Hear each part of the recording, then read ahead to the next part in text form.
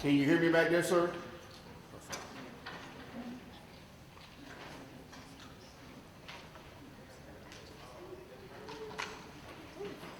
All right, so good morning, everyone. My name is Johnny Brooks. I'm the Director of Program Integrity, as the slide states. We're going to talk about the program integrity audit process. Today, we're going to put it where the goats can get it, all right?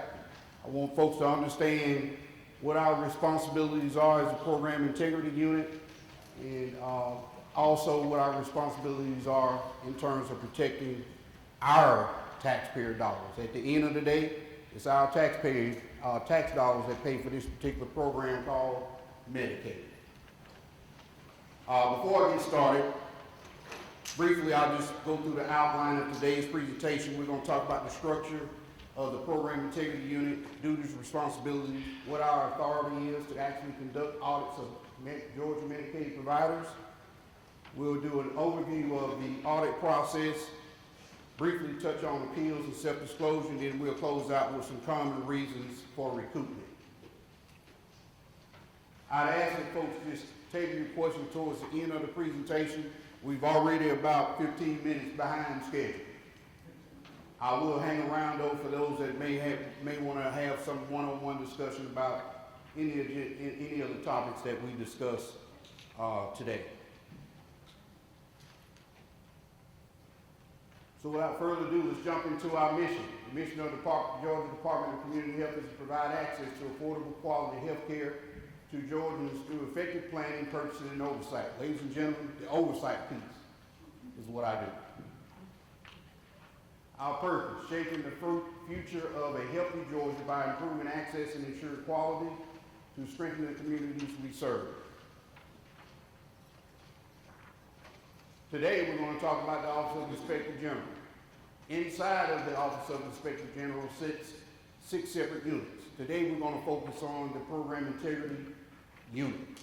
I do have the pleasure of having my deputy, OIG, that's sitting down here up front. David, raise your hand. All right, so within the OIG, we have the Program Integrity Unit, which we will focus on today, the Special Investigations Unit, which generally focuses on potential member fraud, third-party liability, Office of Audits, which David handles, Background Investigation Unit, also on the David, and then the OIG Legal Unit. We have our own in-house attorneys that handle all of the audits that we facilitate should a provider choose to request for an administrative law judge hearing. As the slide states, detecting fraud, waste, and abuse is the officer's clear charge. That's what I'm hired for. Sorry, I know you guys don't like to see me coming or my staff coming, but that's our primary mission, to eradicate any potential fraud, waste, and abuse from the Georgia Medicaid program.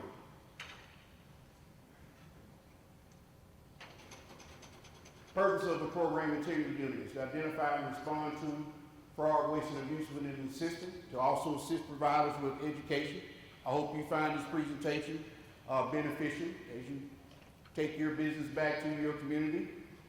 We focus on the enforcement of policy and ensure that services and perform all investigations that are necessary into allegations of misconduct, fraud, waste, and abuse. Safeguard against unnecessary, inappropriate use of services, and also ensure that provisions of all services billed are in accordance with applicable policy, procedures, state and federal laws, rules, and regulations. We're going to get into some of these rules and regulations and our authority a little later during the presentation. I will share with you that prior to me joining the Department of Community Health, I retired from the U.S. military, U.S. Army back in 2007, joined the GBI as a healthcare fraud criminal investigator. I worked at the Georgia Medicaid Fraud Control Unit for about 12 and a half years, was promoted to the chief investigator there. During my tenure at the Georgia Medicaid Fraud Control Unit, I worked with federal and state prosecutors to successfully indict and prosecute several providers that were enrolled in the Georgia Medicaid program. So what's my message? I know what a good fraud case looks like. Okay? Now I'm over on the administrative side. So in 2019, I joined Georgia Department of Community Health, so now I deal with things from an administrative perspective, but still bear that responsibility of detecting fraud, waste, and abuse, right? So we still collaborate with my Georgia Medicaid Fraud Control Unit. I have them on speed dial. Some of my former investigators are now federal agents. I also have them on speed dial as well, just so folks know. Again, I had that awesome responsibility to check the payment integrity of claims that are billed to the Medicaid program. Again, these are funded by our taxpayer dollars, this program. The leadership, again, you have me as the director. I got 2 assistant directors, one over case intake, data analytics, and then another assistant director over review and investigations, and then we also have a pharmacy manager that manages the pharmacy lock-in program. That being said, there's 3 sub-units, right? The pharmacy lock-in identifies overuse of pharmacy services by members. They also facilitate lock-in to specific Medicaid providers and our pharmacies to prevent opioid abuse. All right, so we got a staff of pharmacy and 2 technicians that monitor the claims for pharmacy to prevent Medicaid members from essentially being addicted to opioids, right? So we're locking into a specific provider and a specific pharmacy, if necessary. Each CMO, you'll hear me state CMO interchangeably. That's our care management organization. We got a mayor group, Care Source and Peace State. Each one of the CMOs, they manage their own pharmacy lock-in program. Another sub-unit is our case intake data analytics sub-unit. They respond to fraud hotline calls, detect patterns of fraud, waste, and abuse utilizing data analytics. We're going to discuss some of those claims data analysis and identifying aberrant billing trends a little bit later. The data analytics team, they conduct reviews of providers. We observe note any aberrant billing trends in the claims data.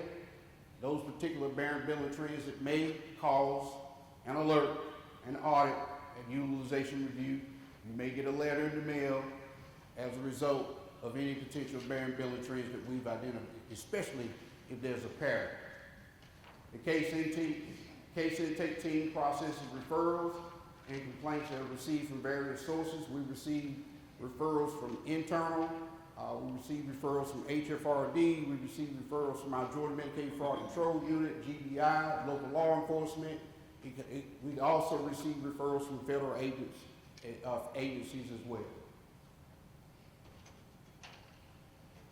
Review and investigation sub-unit. You get that letter in the mail that says you've been notified of a potential audit for utilization review.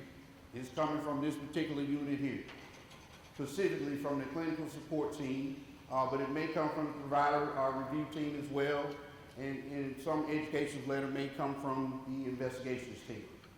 The bottom line is the review and investigations unit is charged with reviewing the claims for payment discrepancies inconsistent with billing guidelines, policy, procedures, and conduct an investigation that may result in credible allegations of fraud. So let's talk about credible allegations of fraud. Credible allegations of fraud, as a program integrity unit, we're required to refer any case or audit that results in credible allegations of fraud. We'll prepare a fraud referral per the CFR, Code of Federal Regulations, Title 42, and send the fraud referral to our Medicaid Fraud Control Unit for further investigation.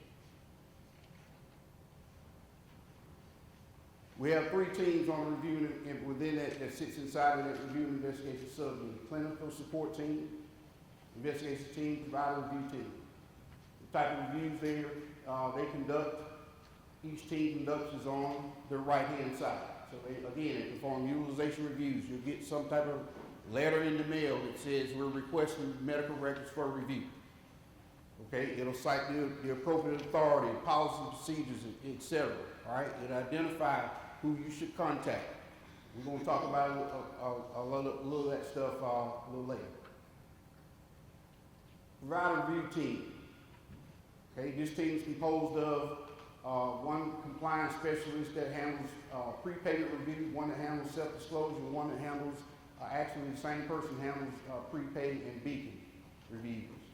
Prepaid providers don't typically like prepayment review, but a provider is likely to be placed on prepayment review if the medical record documentation fails to support the claims that are billed to the Georgia Medicaid program.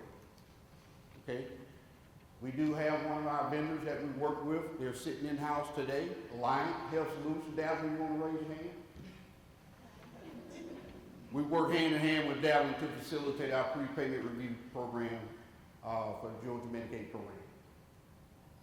And we have self-disclosure for those providers that identified claims that have been billed and paid in error.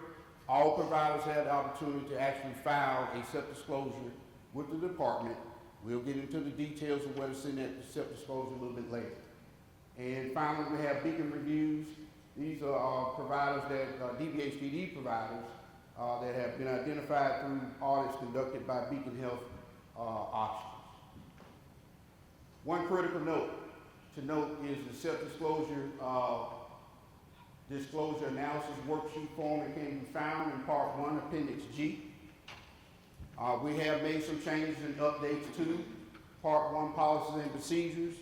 Please be sure that you take note of those changes that just came out in April. Okay? Investigation team is composed of 3 investigators. Their primary function is to conduct those acumen investigations regarding consumer and participant-directed care programs. Okay? These cases may also result in credible allegations of fraud and the subsequent referral to our Medicaid fraud control unit. They also assist the clinical support team with assistant renders. If the nurses need some interviews done, the nurse needs to facilitate an on-site, the investigators are there ready to assist. We need to run a criminal history. Again, the investigators are there ready to assist the clinical support team. The bottom line is we want the clinical support team, the nurses, to focus on the medical record review. The team also participates in SIRS meetings. You'll hear that term throughout the presentation. That stands for Surveillance Utilization Review. These are quarterly meetings that we have with investigators, nurses, myself, assistant directors, and also data analysts. And the primary purpose is to identify providers for potential review. If we determine that there's aberrant billing trends for a provider, we may indeed open an investigation, all right, to determine if those aberrant billing trends are sufficient. Is there appropriate medical record documentation contained within the medical records to support those claims that have been billed? Understand that at the end of the day, you must have a progress note in the record to justify every claim billed to Medicaid. Ladies and gentlemen, this is it, bottom line. No claim is going to result in an overpayment. Any questions? Must have a progress note in the record to justify every claim that is billed to Medicaid. When necessary, the investigations team, again, will prepare fraud referrals and send to our Medicaid fraud control unit per 42 CFR Part 45521 and our memorandum of understanding with the FUCU. Clinical support team, again, is composed of 4 nurses. Okay? Their primary mission is to conduct the chart review. Once the records are requested, you will receive a letter that contains specific instructions of where to upload the records to. We have moved beyond sending in paper records, folks. We're in an electronic world now. Please upload the records. We used to have the entire, 5th floor at our old building. We now got a corner wing suite. That's it. I don't have office space to store boxes of medical records. So we have to insist that you guys please follow the instructions. The letter will contain instructions for how to upload the records electronically. Okay, this team also conducts utilization reviews. They can be done via desk audit. They can be done via on-site. Okay? We'll talk a little bit about desk and on-site, the difference between the two. This team also participates in those surveillance utilization review meetings. They will refer cases to Dablin's team at Alliant for specific peer review. And then again, if they detect credible allegations of fraud, we must prepare fraud referral and send it to our Medicaid fraud control unit for further investigation. Let's talk about our authority. We talked a little bit about the state Medicaid fraud control unit. Every state has a Medicaid fraud control unit. Every state's got a Medicaid program. And the Medicaid program that suspects that there's credible allegations of fraud, we're required to cooperate with our local Medicaid fraud control unit in that state and send the appropriate fraud referral. Okay? 18 U.S.C. 1347 is the federal healthcare fraud statute. Does Mafuku work cases in concert with the federal agents, HHS, FBI? Yes, they do. Okay? I've had the pleasure of working a few. Okay? There's a significant difference when a case is brought on the federal guidelines compared to state. Okay? When a case is brought on federal guidelines, the sentencing is based on the amount that's been billed. State level is on what's been paid. That's a huge difference. If you bill $1 million with the federal government, your sentencing guidelines will be based on $1 million. Not the $500,000 that you were actually paid. The state level is different. Okay? I'm gonna avoid digressing, talking about the Medicaid fraud control unit. I get a little excited, but we're gonna move on. I'm supposed to be kind of legitimate now because I'm on the administrative side. All right?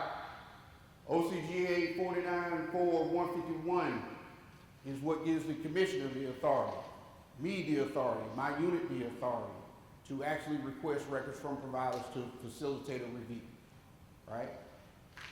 And then we have our Medicaid fraud statute 494146.1. We have the State False Claims Act 494168.2. Again, so if we make a referral from the administrative perspective to our Medicaid fraud control unit, you're subject to some type of action, right? If a case is proving that it's worthy of indictment and prosecution. Then we got our applicable policies and procedures.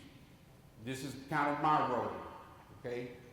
My team's role, rather, all right? We hold providers accountable, especially Part 1, Section 106, Part 1, 400, which outlines the steps, identifies our rationale behind conducting utilization reviews, aka audits, and then Part 1, Section 500 deals with the appeals process, and then the applicable Part 2, Part 3, policy and procedures. What I find is a lot of providers are familiar with Part 2 and 3. They ignore Part 1. Part 1, ladies and gentlemen, is probably the most important piece, right? Because it outlines the audit process. It tells you what your requirements are, the first initial steps in terms of abiding by Medicaid policies and procedures, the rules and guidelines. In fact, give me a minute. I pretty much always travel. With Part 1, you see I got my tabs. The policy just came out, the new one. So you got to be careful because they changed some of the numbering of sections. What used to be Appendix H is now G, okay? Statement of participation, another critical form that providers tend to ignore, right? So when a line or my contracted vendors or anyone from my staff show up at your office and we request the medical records and you're refusing to comply with that records request, you're in violation of this statement of participation, folks. I'm just letting you know. Critical document, right? I travel with them all the time. Just so you know. Okay, we need to move on. The program integrity audit program consists of, we primarily conduct reviews of the Medicaid fee-for-service program. Okay, we do have 3 CMOs. The CMOs conduct their own independent reviews, right? But they come through us request an OIG number to actually investigate a provider, and they present us with the findings. We approve everything. They conduct the actual audit process. Okay? We conduct investigation or utilization reviews that relates to the waiver program. Claims are typically identified through our recovery RAC audit vendor, which is Myers and Stafford. We also identify claims via data mining and routine audits. And then we spoke about those SIRS meetings, which is a surveillance utilization review. We have quarterly meetings to discuss providers for potential review based on the variability trends that's been identified in the claims data. We also receive referrals from other state agencies, and we monitor a fraud hotline as well. Here's some of our contracted vendors. Okay, you met Devil, she's with Alliant. Okay, we meet monthly. We meet monthly as well as once a week with Devil. All right, we're discussing providers for potential review, and also those providers that are been placed on prepayment review as well. Outstanding group to work with. Thank you, Devin, for your support. We also have Myers and Stafford. They are our RAC vendors. Okay, they tend to focus on hospital, dental, DME providers, allergy services, and other programs. We have Northstar Optum. Pete is actually presenting today. He has the contract for pharmacy, but we also collaborate with Northstar Optum on a monthly basis, right? We also vet potential reviews with our Medicaid fraud control unit to make sure we're not interfering with any law enforcement investigation that may be taking place. We spoke about our three managed care, or CMOs, Amerigroup Care Source, Peach State, and then we have Safeguard UP. How many of us are familiar with Safeguard UP? These are our federal contractors. They also conduct utilization reviews. So if you get a letter in the mail that comes from Safeguard UP, please don't ignore that letter. That's an actual audit. They're contracted with us. We have a joint operations agreement to facilitate reviews with them. The unique thing about the UPIC is that they have both Medicaid and Medicare claims data. So that gives us a full picture of the provider, if the provider is enrolled in both, in billing claims in both programs. And then finally, we have health management services. This vendor performs payment analytics to identify any claims issues. Let's say duplicative payments, claims that have been paid in error that shouldn't have been paid in according to the policy. All right, so this is kind of a new vendor we brought on board, and for now they perform payment analytics as well. So if you receive a letter from them that requests, that's essentially requesting a refund, this particular vendor will not request medical records from you. What they will explain to you is that they've identified some claims that have been paid in error. It'll have a claimant spreadsheet attached to it, and then you have your right to follow through that process to appeal if you disagree with that particular finding. Let's talk about some performance metrics. Since I've kind of laid out the format of how we structured, I think we can move along quite rather quickly here. It's in 2024, the PI unit, in concert with our vendors as well as the CMOs, we opened up 966 cases, closed out 937. Number of hotline calls, we had about 5,200. This is not all the calls, but hotline calls that are related to potential calls that may be referred to other agencies, may be related to fraud as well. Now the number of calls related to fraud is 425. Does that mean that we sent 425 fraud referrals? No. It just means that we received 425 calls and a complainant is alleging potential fraud. Prepayment review cost savings 1.3 million for the fee-for-service program only. CMOs handle their own prepay. And then identified recoveries, 15 million. Total of 2,800 members approximately were identified for the pharmacy lock-in program. Everybody see the address there, website to send a complaint of potential fraud, medicaid.org.dch.ga.gov. Then you can also call us as well. All right, so let's get busy. Let's jump into this utilization review and audit process, okay? Section 402.2 outlines the primary purpose of conducting the utilization review, aka audit, okay? The reviews are performed to determine if the services were reasonable and appropriate. Compliance with federal and state law and departmental policies and procedures. I will advise you, if you see anything in bold, anything in red, I've probably seen it. You probably need to pay attention to it. Probably need to pay attention to it. Please pay attention to it. Okay? Does the documentation support the services billed to the Medicaid program? Okay? Again, I stated before, you got to have a progress note for every claim, right? If there's a requirement that there must be an individual service plan, a treatment plan, all these assessments, annual assessments, must be in the chart. Are the services and items provided appropriate for the, with the most economical level of care available? And then coding and diagnosis, revenue codes, are they correct and in compliance, right? I was talking about aberrant billing trends, right? If I'm looking at the claims data and I see all the diagnoses for every Medicaid member had the same broken left leg. He was about 5 years old.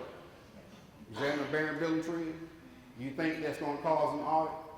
Yes. Have I seen that before? Yes. Documentation requirements. Progress notes should be legible, detailed. Again, that was those colors. Signed, dated, not rubber stamped. Have I seen rubber stamp signatures before? That's automatic overpayment. Question is, will not arise to credible allegations of fraud. Okay? Documentation must be real time, right? Ladies and gentlemen, we're requesting records for dates of service that occurred 6 months ago, right? So anything, any dates of service within the current 6 months, we will not request records for those members, right? The policy allows the provider 6 months to build a claim, make an adjustment to the claim, edit the claim, whatever you need to do, you got 6 months. So we won't touch that 6 month window. So if I'm showing up requesting records for services that occurred 2 years ago, there should be no excuse. Everything should be documented and in the record. The record should be secured. The record should be secured. I shouldn't show up at an on-site and see records all over the conference room floor. Have I seen that before, ladies and gentlemen? Yes, I have. That's a red flag for me. I'm gonna start digging. Right? I show up and I see all the staff frantically sorting through progress notes. What's going on? Looks like a chart party to me. How many of us have actually heard of a chart party? I have. Right? That's where the staff get together. Oh, the progress notes are missing. Johnny and his team is showing up for an audit. We need these progress notes. He done told us the records, they're going to take the money back, so y'all just make up all the notes. Have I seen it before? Yes. Have I had a fraud case involved in that same issue? Yes. Did the provider get indicted? Yes. Please don't do it. Progress notes should be original, not cloned. Have I seen this before? Yes. I requested 30 records, lay all the records out on the table and line up the progress notes for the members. 10 of the members got the same progress note. Really? Have I seen this before, ladies and gentlemen? Yes. Indicate the type of service is being performed, location where the service is being performed or provided. Why would a provider in Tifton, Georgia be billing for a Medicaid member that's staying wrong? If I see a pattern, that might cause a review. I'm just saying, ladies and gentlemen, right? Unless the provider has a location wrong, and that would make sense. But if you only have one location that you're billing from, or providing services in Tifton, but you got all these members up in North Georgia you billing, why would somebody drive way past Atlanta to come way down here in Tifton, Georgia, to see a provider? Doesn't make sense. Is that an aberrant billing treatment? Yes. We talk about desk and on-site. Everybody see the difference, right? If I do a desk audit, the nurse sends out a records request. You got 14 days, ladies and gentlemen, to send those records in. Does anybody see the word extension on the slide? Why do I have so many providers calling me and my nurses, beating down our doors about an extension? Folks, it's right there in the policy. You got 14 days. On site, you got 2 hours to start providing the record. So if I see a aberrant billing treatment, you know what I'm going to do it on site. Let's talk about the statement of participation. Critical documents. These 4A and 4B, let's walk through it real quick. Everybody see this document must be signed. This is your binding contract with the Medicaid program. If you get involved in a Medicaid fraud investigation, some type of criminal investigation is going to be the first document they put up to prove that you were indeed enrolled in the Medicaid program. You had a responsibility to abide by the policy, the rules and procedures for Medicaid. Let's go. Section 4A, it talks about the provider shall certify each claim for truth, accuracy, and completeness, shall be responsible for research, correction, or billing. If you see that the claims have been billed in error, please file a self-disclosure. Section 203.1.3 says the claims must be filed within 6 months. Please ensure the claims are filed in a timely manner. It's in red, folks. That means I've seen it before. Why would a provider wait 8, 9, 10 months to bill claims in the Medicaid program? Did that case result in a fraud referral? Yes. Who was the investigator? Me. Was the provider indicted? Yes. Section 4B says the records must be maintained in an orderly manner and ensure the confidentiality. Again, I shouldn't show up to an on-site and see all the records out in the open where anybody can just walk in. You have a responsibility to provide to protect that PHI and PII information. If anyone from program integrity, any of our contracted vendors, any agents, investigators from a fruit group show up, folks, please comply. It's right there in the statement of participation. You got to turn over the records. Now, just like you have a statement of participation, some of that same language is again echoed in part 1. They work hand in hand. That's why I travel with both documents. The statement of participation in part 1. Okay? Again, 106.18 says the records must be maintained 6 years. 2 years from the last date of service, those records must be on site. 106.19 says that you must comply with an on-site records request within 2 hours. Right? If I had to come out there the next day, so be it. 106.20, make the records available for on-site provision. Is that same language that was in the statement of participation. What's my point? Both documents are critical. Part 1 and that statement of participation. Okay? You can't charge a fee for the records. Just turn them over. Okay, how to prepare for a review. Okay? Please make sure you review the DSA's policy matters that pertain to your specific category of service. Don't ignore the statement of participation in part 1 as well. Internal review of records. Ensure the records are easily accessible, complete, and accurate. Maintain patient files and record-keeping system on site. Ensure the records are stored in a secure area. What to expect during the utilization review process. Okay, PI unit will typically request a list of member records. You get a letter in the mail, follow the instructions, upload the records accordingly. You'd identify a specific time frame, dates of service to be reviewed, and we will also request a list of staff members and signature logs. What to expect after the review? We're going to follow section 402.7, corrective action plan. If the review results in overpayment, you're required to submit a corrective action plan within 15 days. Anybody see the word extension on there?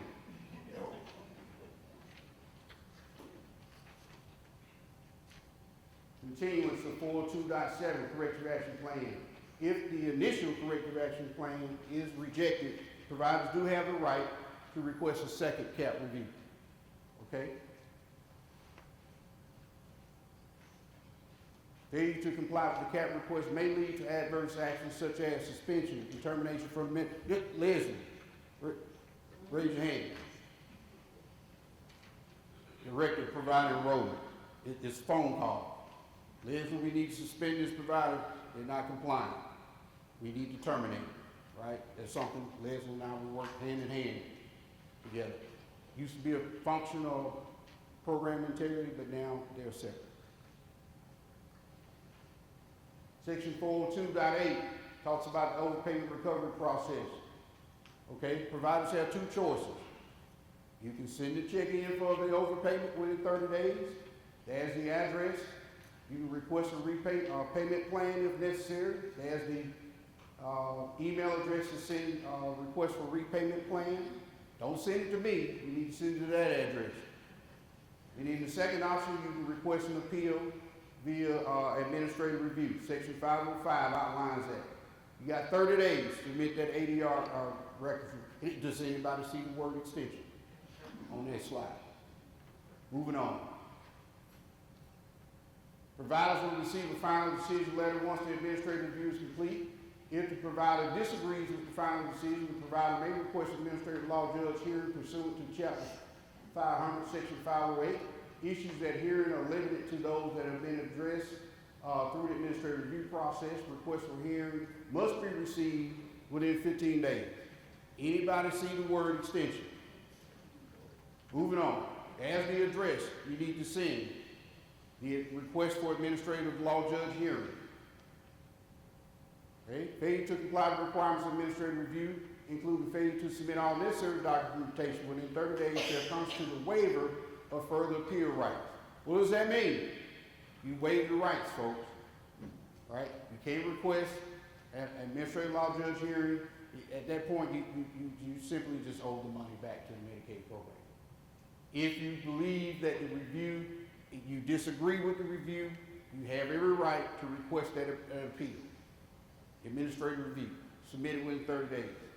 Once the administrative review process comes back and the decision is upheld, you still disagree, request administrative law judge hearing. You have 15 days. 30, 15. No extension. Best practices. Okay? Contact your DCA's policy SME, right? Whichever category of service that you are enrolled in, make sure you have a good relationship with the DCA's policy SME. That's not me, right? Make sure you have a good contact, good rapport with your policy SME that manages your program. Read and understand the statement of participation. I'd also add in part 1 there. Follow up with the review notes. Okay? When you get the letter in the mail that says you've been selected for the utilization review, it'll have a point of contact information there for the review notes. My name will likely be on the letter as well. If there's an overpayment finding, my name will be on the letter. You can call me, but please work through the review nurse first. File a request for administrative review in ALJ within the appropriate guidelines. Okay? Check the HHS OIG exclusion list. Check the DCH OIG exclusion list.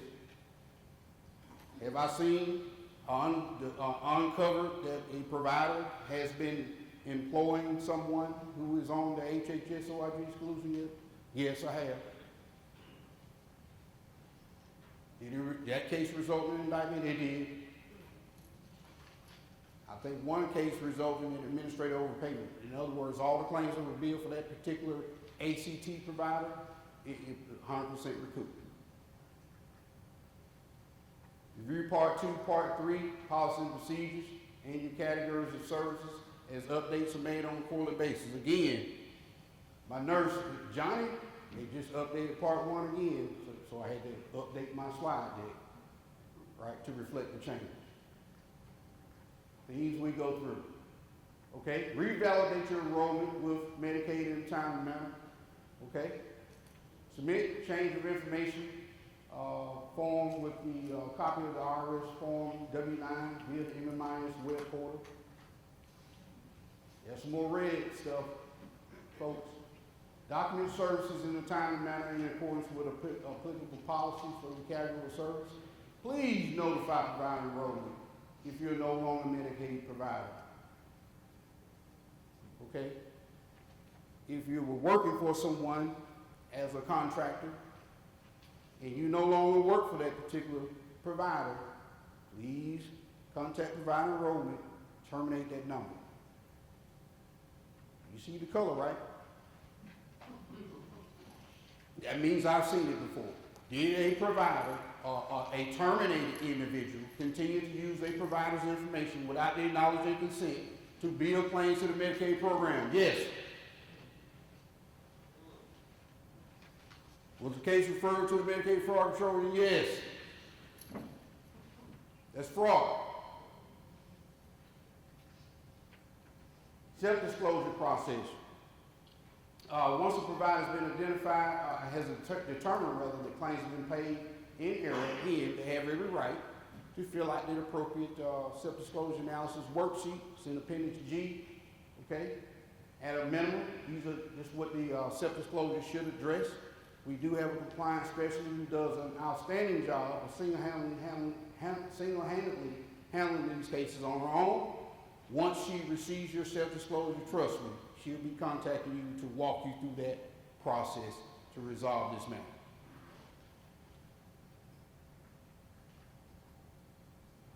Again, a corrective action plan is also required for any self-disclosures being filed.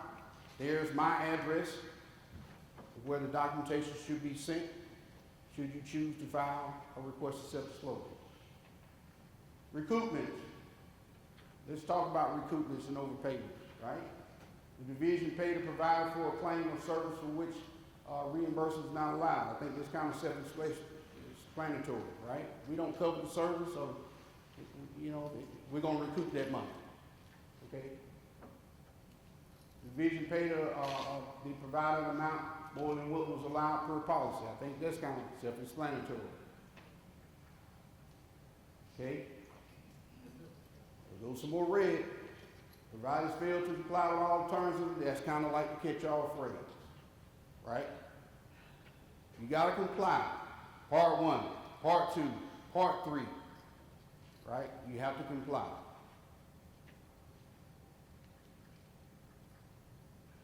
More rationale for recoupments. Providers fail to maintain proper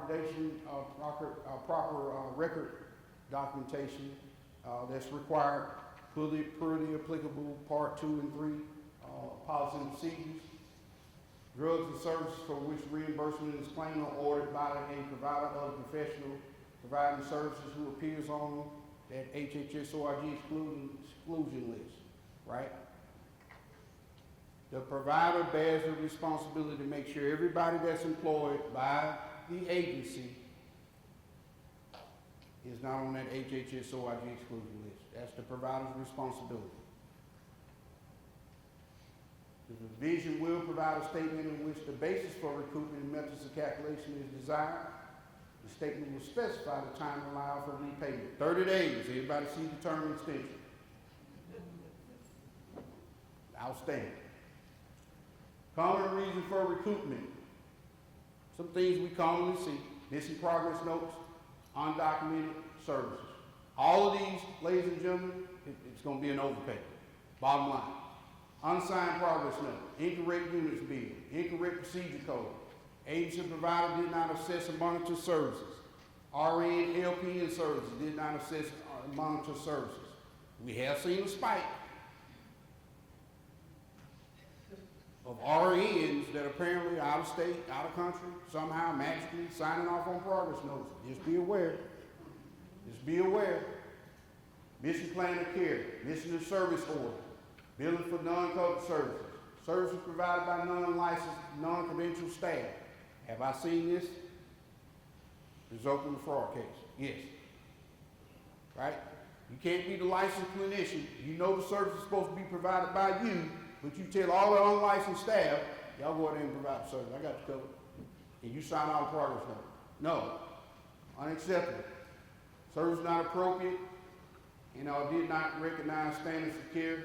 Lack of criminal. I should have put that in bold. This is probably the hot button topic right now. A lot of the reviews that we're conducting, right, they're coming back with a lot of criminal background checks. The provider just failed to obtain that valid criminal background check for the employees. Now, there is an exception for 30 days, but again, I'm requesting records beyond a 6-month window. So by that time frame, the provider certainly should have had a criminal background check done. Common hotline calls, we're almost done. Solicitation, complaints involving employees and members, being recruited, paying for folks' rent, hanging out in the hospital, right? Billboard signs that we're seeing all upside of the road. You call the sign and there's a sign that says you get paid $3,700 to take care of somebody. Come on, really? We're watching. Balance billing, charging members for unpaid balance of services covered by Medicaid, right? Just because you can't get the claim paid in a timely manner, you will pass the buck off to the member. Like, come on, that's unacceptable. You can't do that, right? The Medicaid member is a citizen. They're not your property. You can't just transfer them the way you want to, treat them any way you want to. They're entitled to rights, just like we have rights with our health care insurance company. The Medicaid member does as well, right? So you can't just charge them out of pocket. Oh, Medicaid's gonna take too long to pay for this. Oh, I'm missing a PA for this. No, do it the right way. We've seen a significant increase in complaints involving the structured family caregiver program. Again, this is where family members are at home directing care for mom, grandmother, whatever.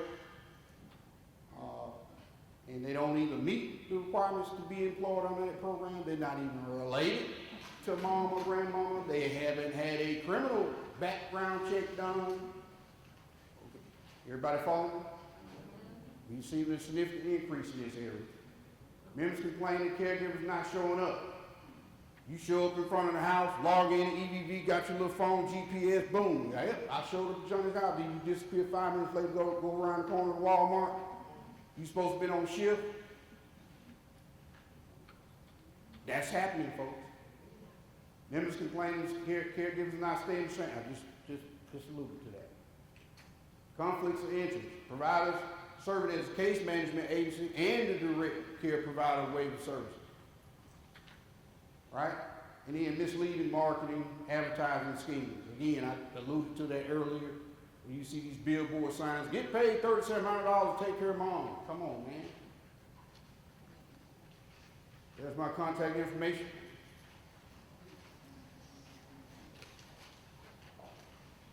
And I think that concludes my presentation. I'm sorry I had to rush through, but we were a few minutes late. I don't know if I have time for any Q&A. Any questions from the provider group? For me, yes, ma'am.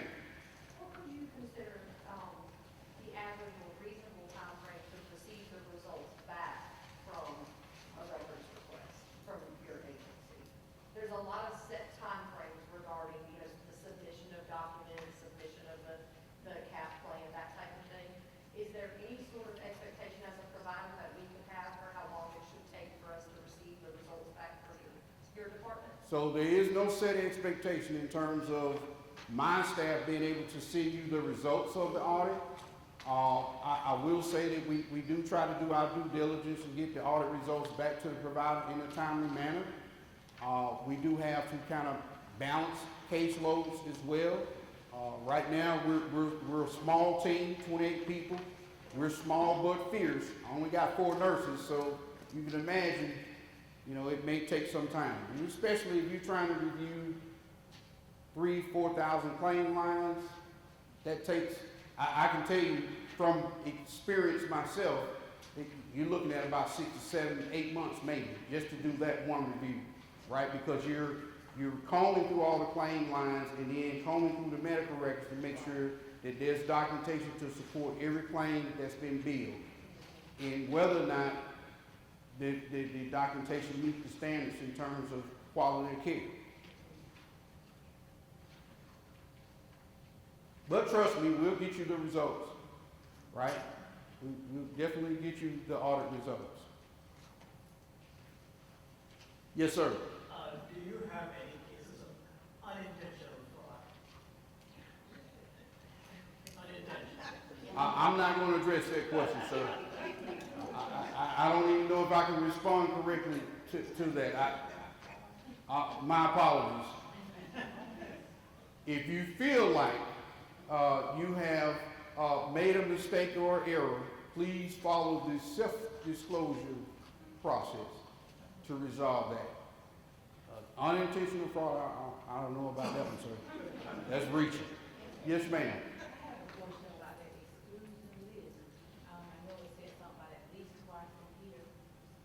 Is it a certain kind of thing, especially like a new hire, but we was doing it like monthly, but I know that. Okay, outstanding.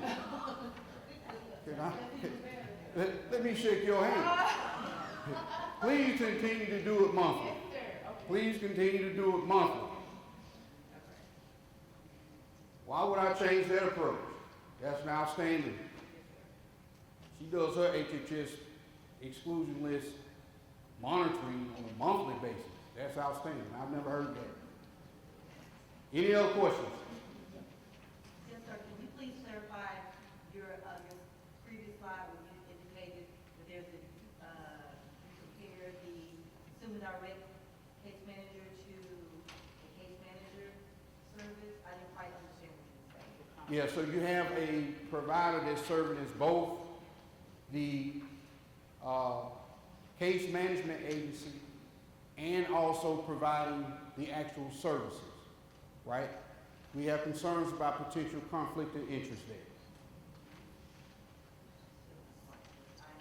You want a card, you need to call me? Oh. It sounds like you need to have an offline discussion there. Let me get this in your hand ASAP. Call me.